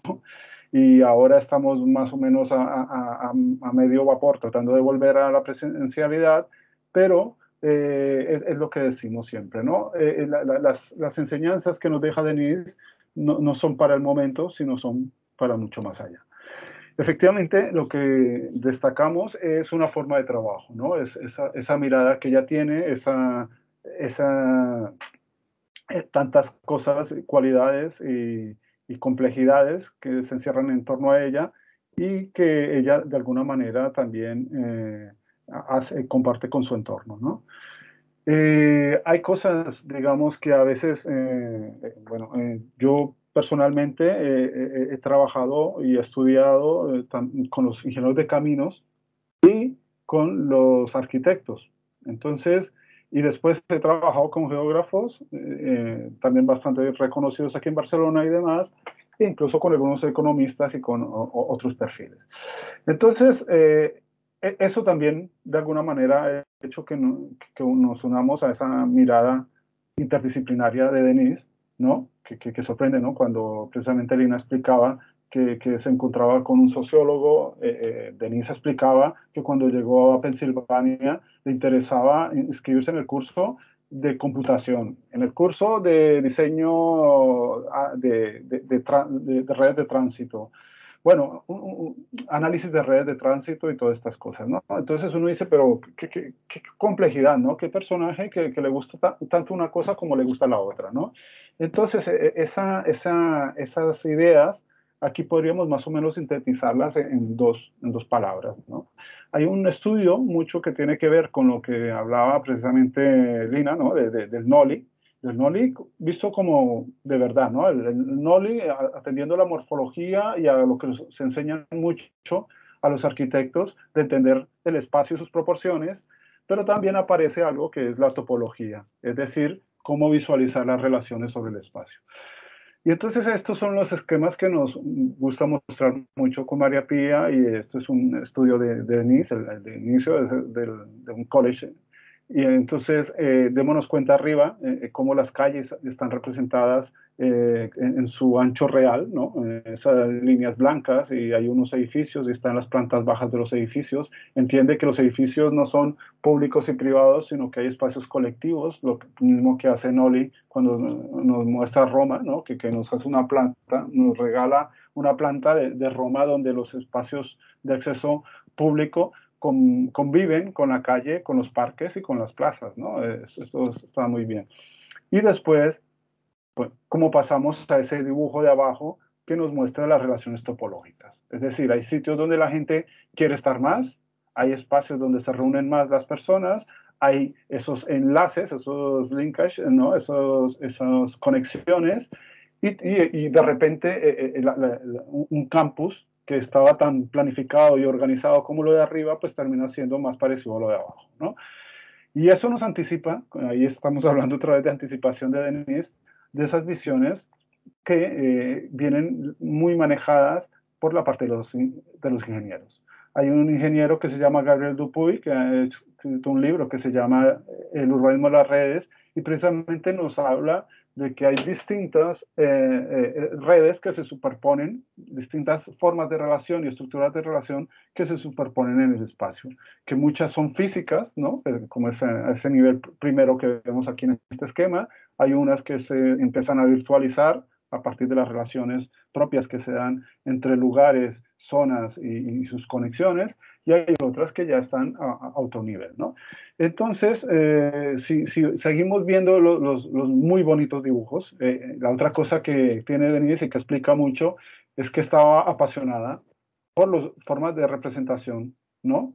Entonces, cuando dice, a mí me gustaba mucho cómo los ingenieros de tráfico mostraban esas líneas de deseo que vinculaban un punto con otro, ¿no? Era un poco un mapa psicogeográfico, ¿no? Cómo nos construimos en la mente los sitios que nos interesan a nosotros en la ciudad, y eso no obedece necesariamente a una calle, sino a una necesidad, a un deseo de unir un sitio con otro, ¿no? Y eso como lo traslada a una serie de dibujos que son de este estilo, ¿no? Entonces, de la misma manera, no nos indica una calle como un ancho de una franja por donde pasan coches, sino son franjas, ¿no? Y de ahí el concepto strip, que ya lo había usado en Learning from Las Vegas, pero el strip sigue como herramienta trabajado en todos sus proyectos de urbanismo, ¿no? Y de entender el strip también le obliga a entender que no hablamos de zoning, entonces, sino más bien hablamos de ambientes y de zonas. Entonces son estas especies de amebas, ¿no? Que dicen, no, es que el edificio donde se hace el deporte no es aquel que está encerrado ahí en un rectángulo o el campo deportivo, sino es todo un ámbito, ¿no? Y empieza a hacer este tipo de dibujos que son mucho más interesantes y mucho más realísticos, ¿no? Vivimos, el mismo Gabriel Dupuy, este ingeniero francés, decía que veníamos todavía trabajando mucho con el zoning y que todavía veíamos las infraestructuras como tuberías, ¿no? Entonces aquí la infraestructura no es una tubería, la calle no es una tubería, es otra cosa, es un elemento de relación espacial, y las zonas no son zonas, sino son ámbitos. Y aparecen otros conceptos, ¿no? De repente, entonces, le hacen el encargo de dónde poner un edificio en un campus, y entonces el problema no es entender el edificio si me cabe en la parcela, el problema es entender cómo se emplaza ese edificio, qué capacidad de conectar otros ámbitos del campus tiene, y si puede producirse alguna nodalidad o centralidad. Entonces, es muy interesante este discurso, porque antes de que, ¿no?, a nivel profesional, si nos llegaran a encargar hacer un edificio en un campus, pues bien vale la pena hacer este tipo de ejercicio y entender qué relaciones propone ese nuevo edificio con esas nuevas actividades sobre el campo. Y las actividades no son el uso, ojo, zonificación no, funcionalismo no. Ella dice que plantea un nuevo funcionalismo. Y tampoco dice que es posmoderna, ella dice que ella es también moderna, ¿no? Entonces, a veces se escuchan muchos clichés, ¿no? Y cuando se habla con ella precisamente se aclaran bastante. Y después resulta que ella, efectivamente, cuando estaba interesada por muchos temas, cuando llega a Estados Unidos, pues habla con gente que trabaja el tema de la economía, de las estructuras de centralidad, de cómo se distribuyen las actividades en el espacio, atendiendo unas lógicas, que eso lo trabajan desde la economía Cristales, Roche y demás. Y después también cómo eso termina haciéndose realidad en el espacio, ¿no? Y efectivamente es otra herramienta potente, es la de los Noli, y efectivamente aquí vemos los dos dibujos, ¿no?, que muestran cómo vemos el Noli de Gian Battista, ¿no?, de 1748 de Roma, pero también vemos cómo esto le sirve para entender que donde podemos colocar un edificio tenemos que entender precisamente esas relaciones del espacio público y de la continuidad de esos espacios colectivos, ¿no? Y la sección urbana. Entonces, cuando vemos de repente proyectos de cualquier índole en Denise Scott Brown, no vemos la sección de una calle, vemos secciones urbanas. Entonces, las secciones son este tipo de cosas, ¿no? Entonces, ¿en qué momento podemos hablar de un concepto que hemos trabajado con María Pía, que se llama el espacio calle, ¿no? Aquí está reflejado el espacio calle y relaciona muchos más elementos que solo el plano horizontal, que normalmente desde una visión funcionalista se le ha dado la entidad de calle, ¿no? Porque estamos muy acostumbrados a entender, o para un ingeniero que hace un trazado de calles, pues entiende que el trazado es lo importante, ¿no? Pero no, aquí vemos precisamente que esa calle tiene relaciones con la edificación, que penetra dentro de la edificación, que tiene distintos niveles. Aquí nos gustaría hacer una cita sobre lo que es el campus. Resulta que Carlos Martí Ariz, uno de los grandes profesores de aquí, de Barcelona, pues efectivamente decía, era muy dado a explicar cosas complejas a partir de la etimología de las palabras. Entonces Carlos Martí nos regala esta nota que está aquí, no la voy a leer, pero nos evidencia que la idea de campus es aquella cosa mezclada, ¿no? Es campo y ciudad, ¿no? Y entonces, si hablamos de campo y ciudad, pues tenemos que ver en sus orígenes cómo surge también la universidad. La universidad surge desde estas formas de edificación muy cerradas, donde la gente va casi, digamos, como un monasterio, a formas más amplias, ¿no? que ya encontramos organizadas a través de patios y claustros, ¿no? De ahí esa idea del claustro que todos conocemos, o hasta ampliaciones que han hecho que prácticamente la universidad se ha hecho ciudad y la ciudad haya sido fagocitada o haya sido de alguna manera interpenetrada por la ciudad, una relación entre ciudad y universidad. Entonces, precisamente aquí vemos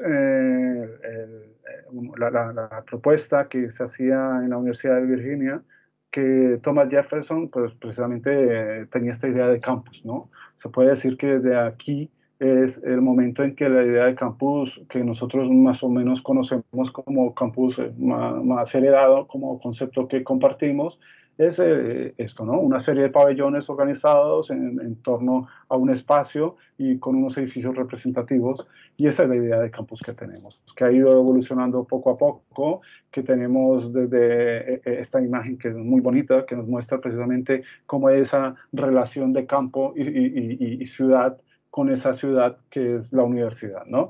O cómo eso se traslada después, más adelante, con el movimiento moderno en zonas muy especializadas de la ciudad donde se desarrollan esos grandes campos. Y bueno, ¿y cuáles son los campus que vienen, no? Porque hemos visto la historia de los campus y ahora resulta que cuáles son los campus del futuro, ¿no? Nosotros los que estamos aquí hablando, la mayoría somos profesores universitarios y estaría muy bien hacernos esa pregunta, ¿cuál es el campus del futuro, no? Y entonces lo interesante es que Denise nos da pistas en ese sentido. Entonces podemos entender que los patrones que ya tanto promulgaba, pues son patrones que se empiezan a utilizar de manera bastante generalizada. Ya el uso de los sistemas de información geográfica nos permiten simular, hacer modelos y establecer cuáles son los patrones de comportamiento de los que hablaba Lina, ¿no? Y que eso tiene que ver mucho con la sociología, con el estar en el lugar, pero también en cómo se distribuyen las actividades en los sitios, ¿no? Y cómo se distribuyen las personas, ¿no? Entonces podemos ver toda una serie de trabajos que hacen ese tipo de análisis, ¿no? Que esto se está ahora poniendo muy, muy de moda.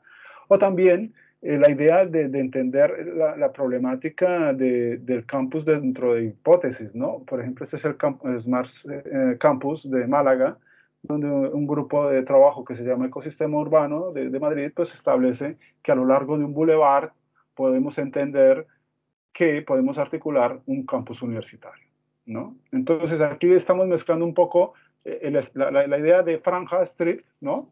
Con espesor variable que va atrapando elementos en su recorrido y cómo los va incorporando para estructurar el propio campus, ¿no? Entonces, seguimos todavía con la imagen y los conceptos que nos explicaba Carlos Martí, qué tanto tiene este proyecto de campo y qué tanto tiene de ciudad, ¿no? O a lo mejor es que tiene los dos, ¿no? Efectivamente, los patrones ya no solo se para ahí en entender dónde quedan mejor los accesos a los edificios, en qué condiciones queda mejor una distribución funcional dentro de los mismos edificios, sino incluso podemos hablar del espacio público, ¿no? Entonces hay proyectos como estos que ya hablan de las condiciones del espacio público, incluso con condiciones microclimáticas. Es decir, estamos hablando de esa sección que nos mostraba Denise Scott Brown, de cómo los edificio y espacio calle dialogan, ¿no? Para hacer este tipo de trabajo, ¿no? De manera muy rápida y resumida, pues voy a mostrar estos 3 campus, que son de los 3 campus que hemos seleccionado dentro de los muchos proyectos que ha trabajado Denise. Ha trabajado más de 60 y pico de campus, la mayoría en Estados Unidos, otros en otras latitudes, muy pocos fuera de Estados Unidos, pero lo interesante es que podemos tener una lectura a partir de 3 proyectos de campus, uno del 94, uno del 2000 y uno del 2004, de esa forma de trabajo. O sea, que hay como unas constantes o invariantes en la mirada de lo que ella proyecta cuando se habla de los campus. Y digo ella porque efectivamente, hablando con ella y con su grupo de trabajo, en la parte urbana, ella era la directora de la parte urbanística, ¿no? No estoy hablando, o sea, no se trata de ocultar el trabajo de Venturi, ni mucho menos, pero sí hacer entender que hay unos aportes de un despacho que son ellos dos y sus asociados, pero que también hay un reparto, ¿no? Que el mismo Venturi reconoce en cuanto al trabajo urbanístico que llevaba muy de la mano ella. Entonces hay 2 páginas web, ustedes las pueden buscar, son muy generosas en información. Hay la primera, que es la clásica, donde hay mucha información, y hay la otra, donde hay muchos más proyectos y es más actual. Resulta que tenemos más de 60 planes y proyectos.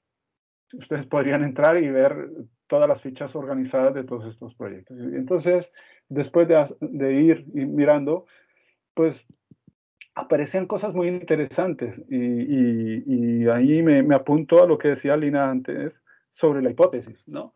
Entonces, lo interesante de los análisis de Denise es que tienen una idea transformadora detrás. No es el análisis, no es la parálisis por análisis que a veces se solicita a los alumnos, ¿no? Analices esto y después miraremos qué sale de allí, ¿no? No, hay una intuición, hay cruces de información, hay percepciones, hay circunstancias, ¿no? Voy cogiendo palabras que has dicho antes, Lina, pues que de alguna manera nos muestran esto. Entonces, nosotros lo que hemos hecho es de alguna manera ubicar los proyectos y tratar de explicar en una frase corta cuál es el aporte o cuál es la idea fuerza de cada uno de esos proyectos.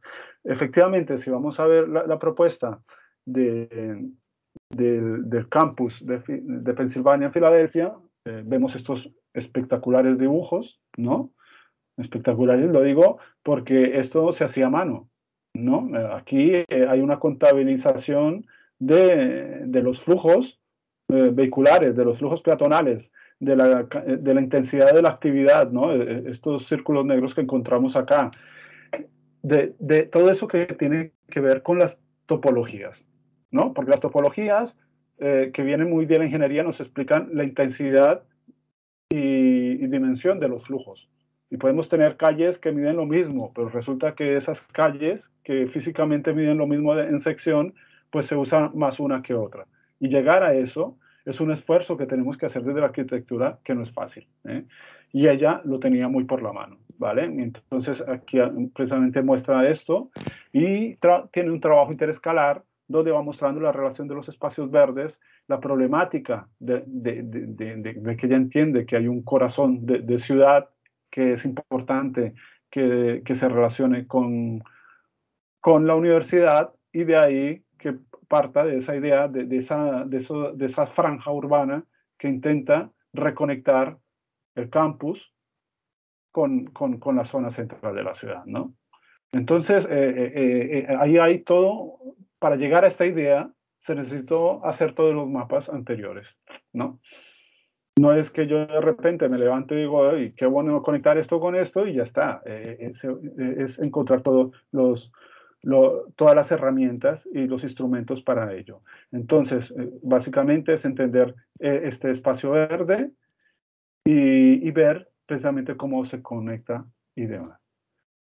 Estos son el tipo de planos que elabora. Aquí estamos hablando del otro plan, el plan de la Universidad de Michigan, en Detroit. Pues entonces aquí ya no es una franja verde como, ¿no?, que unía el corazón de la ciudad con el campus, sino aquí es más una intervención que tiene que ver con las calles, con las actividades y cómo se distribuyen en las calles esas actividades, y cómo esa trama de actividades también tiene la posibilidad de agruparse, ¿no?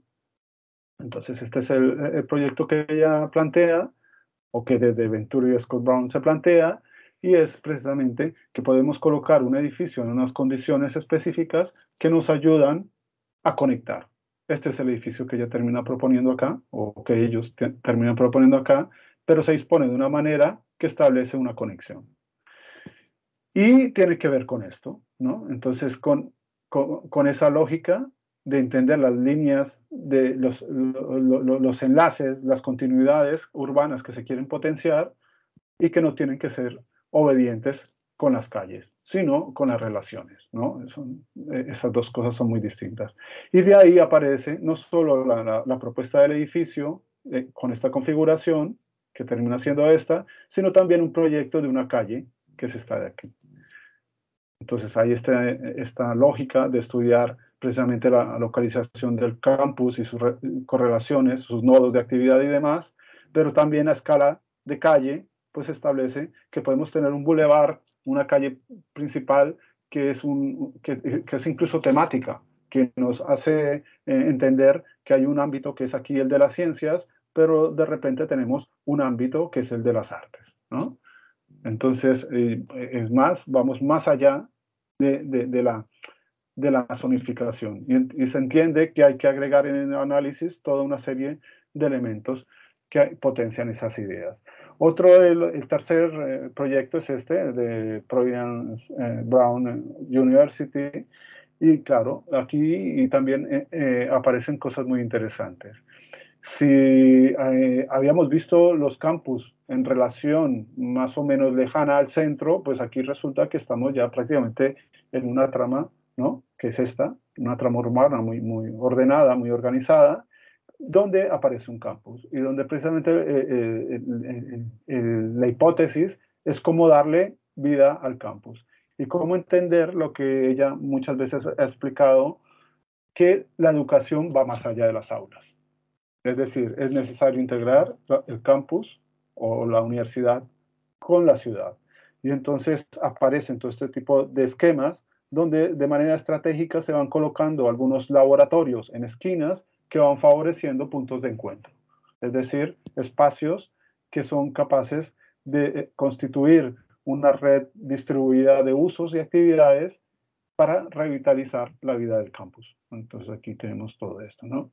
Es otra lección más, ¿no?, de entender este tipo de transformaciones en el tiempo, donde efectivamente la trama se enriquece a partir de las actividades. No estoy hablando de una zonificación, sino de cómo disponemos algunas actividades o generamos unas tendencias de actividad capaces de mejorar la relación entre el campus y la ciudad. Son estos esquemas, ustedes dirán, bueno, esto de acá, por ejemplo, es muy interesante. Ella decía que incluso decía que Louis Kahn le había quitado alguna frase o le había copiado alguna frase suya, porque ella decía que los campus deberían ser caminables, pateables en términos más claros, ¿no? Y entonces ella hace este tipo de esquemas donde explica cómo los estudiantes pueden tener unos recorridos, ¿no?, capilares en toda la zona urbana de aquí, para correlacionarse en recorridos de 2, de 5 minutos, ¿no? Y de la misma manera va haciendo estas diagnosis tan claras, ¿no?, tan evidentes sobre cómo es que se vive ese campus en medio de la ciudad, ¿no? A modo de conclusión, pues efectivamente, lo que hemos aprendido, ¿qué estamos aprendiendo de Denise? Pues aprendiendo a ver y estudiar campus. Pero para aprender a diseñar o a modificar o a estudiar, y hay que entender todas estas dinámicas, ¿no? Por eso ella de alguna manera ha podido trabajar con Venturi Scott Brown, con el despacho, planes, programas y proyectos. Es decir, no solo el edificio, sino vamos a plantear un plan para todo el campus, ¿no? Y programas, es decir, qué usos me interesa que se den sobre las plantas bajas, sobre algunos edificios que están bien colocados o que me interesa que fomenten la vida urbana. Aparecen algunos apuntes que dejo aquí rápidamente, pero que son elementos, son aspectos que se repiten constantemente en sus proyectos. Entonces, el estudio de lo existente y de lo percibido, el balance entre problemas y oportunidades, la necesidad de entender las cosas y las relaciones entre cosas para descubrir patrones, el estudio de alternativas, no hay una sola alternativa, hay muchas. Cuando se planteaba poner un edificio aquí o allá, había muchas posibilidades. La posición y apertura del campus respecto a la ciudad, potenciales de centralidad y de nodalidad, el carácter y el ethos del campus, no todos los campus son iguales, hay que verlo, ¿no? Entender que se producen ámbitos y no zonificaciones, que la circulación peatonal, que es la que tanto estamos ahora defendiendo, pues ella ya la defendía en su momento. Las conexiones y los accesos son claves, que los mapas NOLI siguen siendo un instrumento muy potente para entender que la vida de la calle va más allá de las fachadas, y las líneas del deseo. Hay una parte muy interesante y sugerente también que dejo constancia acá, que es la caracterización del paisaje y la clasificación del espacio verde. Es decir, no entender que el verde es verde y ya está, sino que el mismo verde también puede tener distintos caracteres y configuraciones. Bueno, yo creo que esto es todo. Dejo de compartir. Bueno, fantástico, ¿eh? ¿Cuánto hay de Denise? Entiendo que es mi turno, ¿no, María Pía? Tú mandas. Sí, sí, sí. Y además es que es curioso porque tú, bueno, yo he ido tomando notas como de lo que has dicho, porque empiezas diciendo que poco se habla de los campus, ¿no? En Denise, pero cuando tú hablas con ella, solo te habla de campus, ¿no? Te da lecciones magistrales saltando el campus a la organización de las aldeas africanas y todo el tiempo está contando ¿no? cómo sucede esta organización y cómo la ciudad es mejor esta organización. Y en ese sentido voy a contar una anécdota de cuando estuve, no sé si fue en la segunda visita, que estuvo muchísimo tiempo Denise pegada en el ordenador porque precisamente estaba hablando con los clientes de la ampliación del museo que ellos tienen en San Diego. Y le estaban dando tantas vueltas a la ampliación de por dónde tenía que ser el nuevo acceso, porque solo el ubicar el acceso modificaba absolutamente la dinámica de todo el barrio y lo condenaba, ¿no? Lo hipergentrificaba. Entonces, estaba realmente preocupada y estaba enfadada. Y entonces, en ese sentido,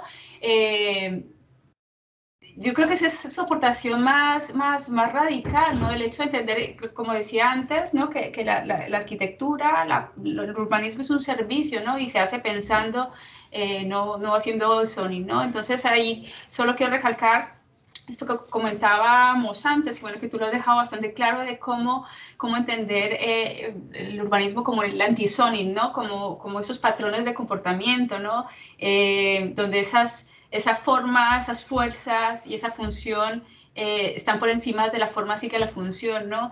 Y me llama mucho también la atención cuando contabas, Miguel, de esta curiosidad imperante que sucede en Denise, ¿no? Que claro, llega a la Architectural Association de tener de profesores a Peter Smithson y se va a buscar como loca Kant, ¿no?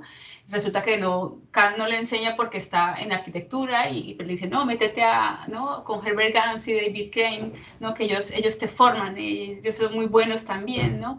Que lo que comentabas, ¿no? Que quieren juntarse a los cursos de tránsito de redes y todas estas cosas como tan raras, ¿no? Para el arquitecto.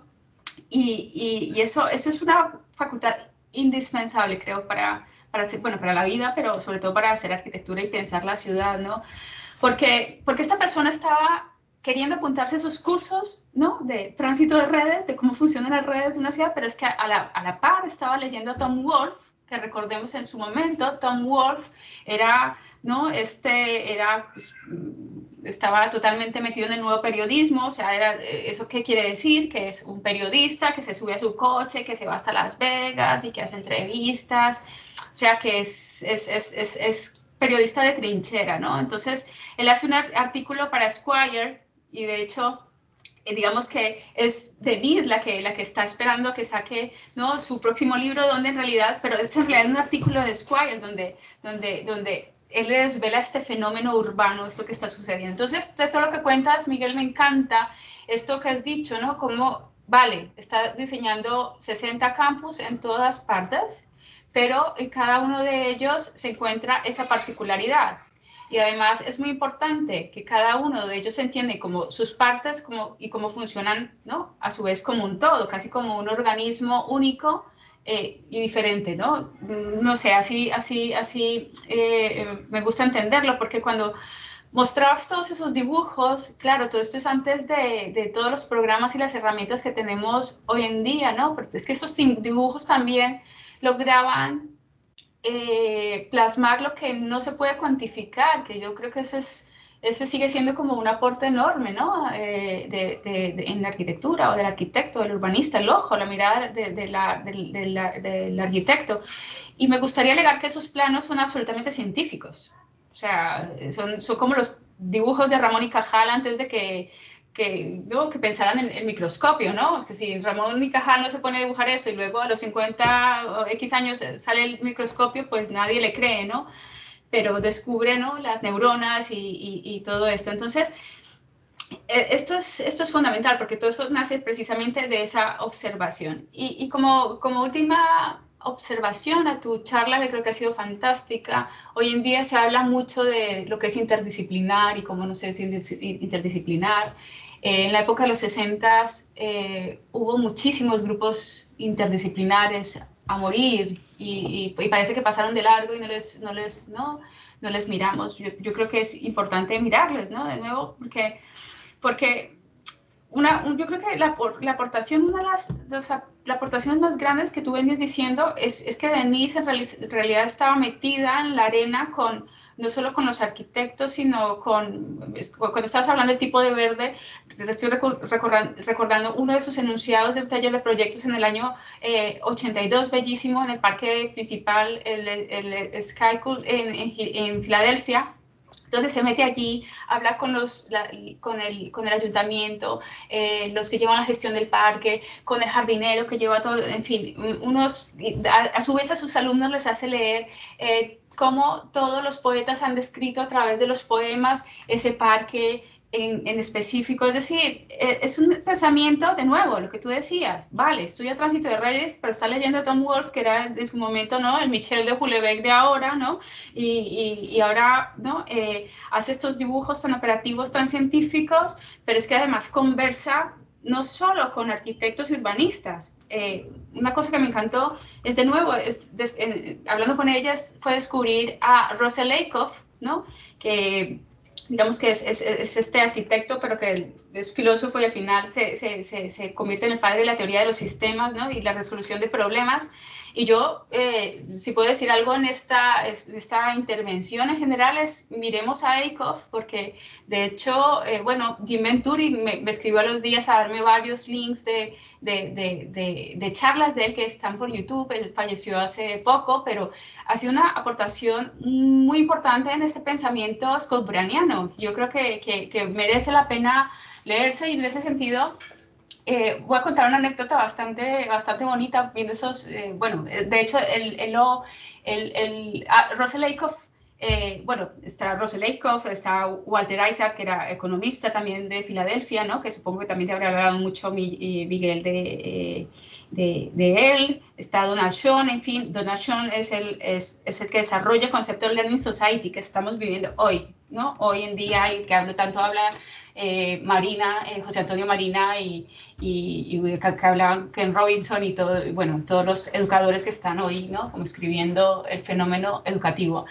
Pero bueno, yo quiero cerrar esta aportación tan maravillosa que has hecho citando algo que quizás, puesto en palabras, resumen esas secciones, esos dibujos que nos has traído, que creo que son maravillosos. Yo no conocía la mayoría, yo creo que eso es una aportación importante. Y es Russell Lakoff, que tanto quiere Denise, ¿no? Iniciaba la mayoría de sus conferencias con una anécdota ¿no? que se refiere a este pensamiento como holístico y sistémico como sustancia exclusiva de la profesión del arquitecto o el urbanista, ¿no? que tiene esta mirada especial. ¿no? Y él decía, cuando un cliente llega a un arquitecto le dice, quiero tantas habitaciones, tantos baños, esto y lo otro, ¿no? Y que además cueste solo $10,000. ¿El arquitecto diseña todo por separado? No. Lo que hace es producir un diseño de la casa como un todo y solo cambia el diseño de una habitación si con ello mejora toda la casa. Y entonces, para Denise, este pensamiento akofiano resultó fundamental para proyectar, ¿no? Porque ella dice, al armar y descomponer un sistema, llámese idea, estrategia o proyecto, este no solo pierde todas sus propiedades esenciales, por ejemplo, las formales, ¿no? Sino que pierde la comprensión de cómo funciona simplemente porque sus interacciones han sido disueltas. Es decir, esto trasladado digamos, como a mi apartado como pedagógico, que tiene que ver mucho con todos esos dibujos y proyectos que has enseñado, y es que solo a través del diseño de un proyecto, por eso es tan compleja nuestra profesión, solo a través de ese diseño de proyecto se puede tratar se puede tratar con el todo, ¿no? Porque solo el diseño obliga a moverse a través de las partes. Es decir, sin contexto no tenemos proyecto, ni pensamiento, ni reflexión arquitectónica.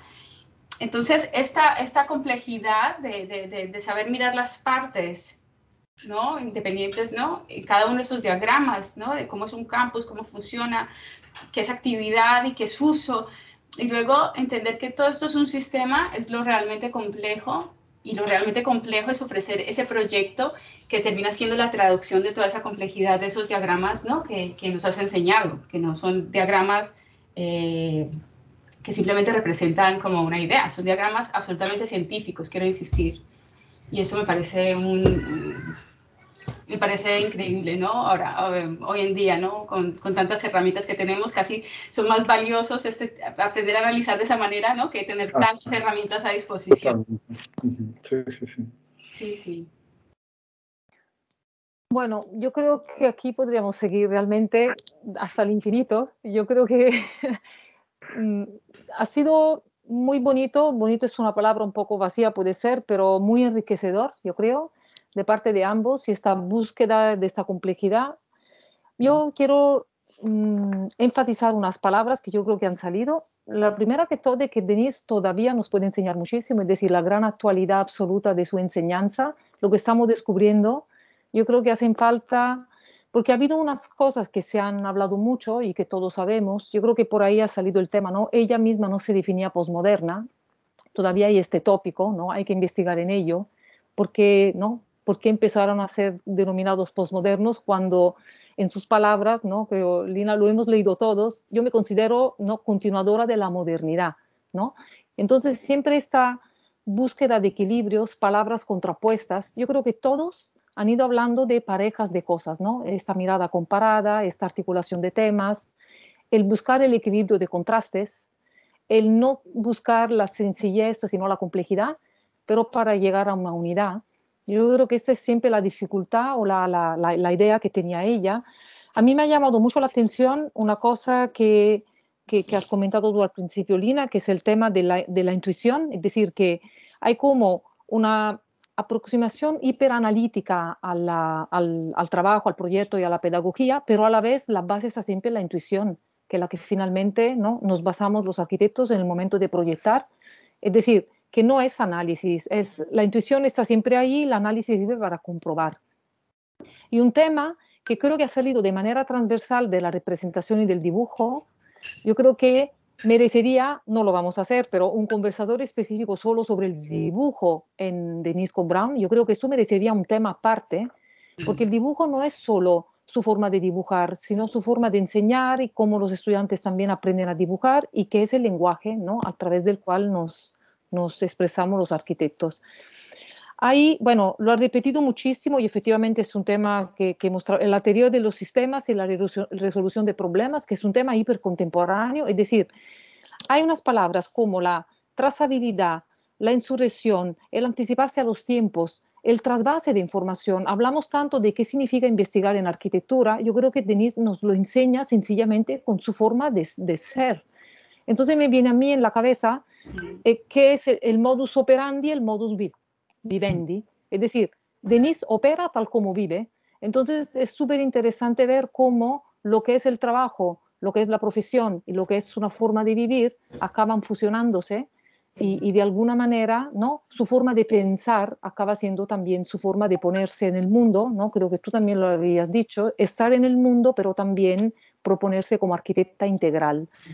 Yo creo que estamos todavía aprendiendo de ella, más hablamos, ¿no? En estos conversatorios, yo personalmente, ¿no? Que también la hemos estudiado mucho, a ti también probablemente te ha pasado, estos diferentes enfoques y nuevas maneras de acercarnos a ella nos abre más puertas aún y creo que salen más ganas de saber de ella, ¿no? Uno sale siempre con la idea de que tocaría, ¿no? Seguir investigando, dando espacio, ampliar conocimiento sobre Denise y que por lo tanto, celebrando también, yo creo que ha sido bonito que justo esa semana ha sido su cumpleaños y que ese conversatorio se haya celebrado, ¿no? Aunque se pasará en otro momento, pero bueno, yo creo que es una bonita manera y se lo haremos llegar a ella también, las grabaciones, para que un poco se recuerde de esta idea de celebrar y de compartir este conocimiento con ella. Por lo tanto, yo les agradezco muchísimo. Agradecemos al COAC, como siempre, por la gran amabilidad, a Francesca, que es esta presencia invisible que siempre nos acompaña y que nos ha ayudado a resolver muchos problemas técnicos que desconocen, pero yo creo que hemos llegado como a un equilibrio muy interesante y bueno, yo espero que nos veamos en la próxima grabación, en la próxima conversatorio, que el tema sería como arquitectura y calle, ¿no? Bajamos un poco todavía más. Gracias. Muchísimas gracias, Miguel y Lina, y nos vemos pronto. Muchas gracias. Hasta luego, Francesca. También. Adiós. Adiós. Hasta luego. Adiós. Adiós. Adiós.